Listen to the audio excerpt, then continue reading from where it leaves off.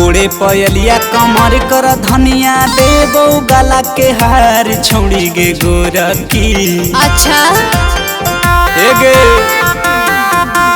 गोड़े पयलिया कमर कर धनिया देबो गला के हार छोड़ी गे गोरकी। नथिया देबो चुमे दे गोरे गाल छोड़ी गे गोरकी।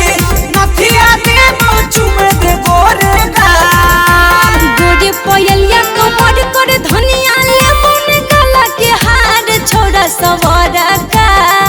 हे रे सुनही होगे बोलना। गोड़े पयलिया कमर कर धनिया लेबो गला के हार छोड़ा सवारा का। नहीं लेबो नथिया देबो न चुमे गाल छोड़ा सवारा का। नहीं लेबो नथिया देबो न चुमे गाल। सुनही रे हाँ गे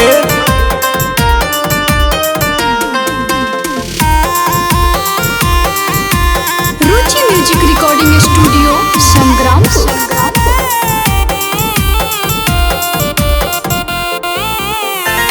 गाया नवादा रजौली में कीनी देबो सिंगार गे। जाने से भी ज्यादा छौड़ी करबो तोरा प्यार गे। हमरा नहीं करना है कितना फुसल भी नहीं हम करबो ई जहार रे। काहे?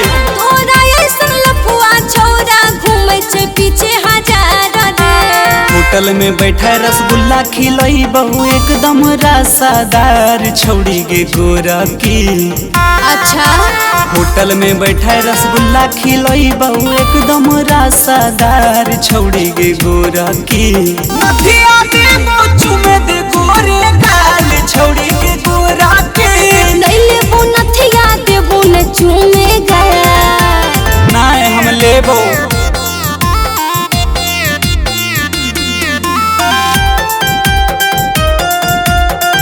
Music by Pankaj Kaushik.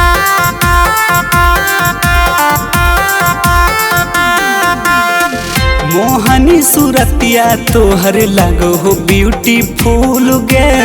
केस कारी बदरिया लागो उठवा सिमर के फूल गे।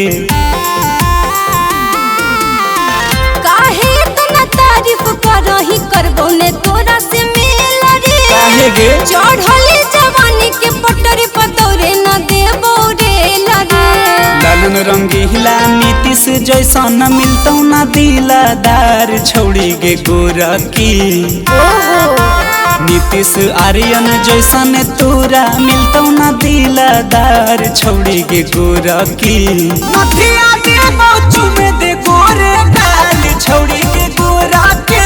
लइले चुमा थोड़े नयापन कपा।